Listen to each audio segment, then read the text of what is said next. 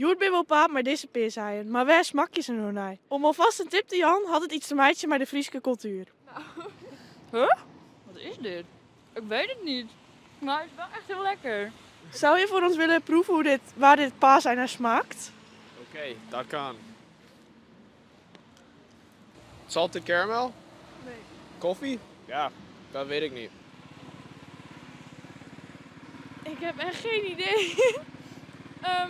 Ik weet het niet, oprecht niet. Hazelnoot, koffie. Ja, ik denk wel molken net. Molken chocola. Beetje koffie. Chocola. Er zit ik nog een smaak in, maar wist dat ik? Ik heb geen idee. Het is zoekerballen. Oh, Oké, nu kan ik...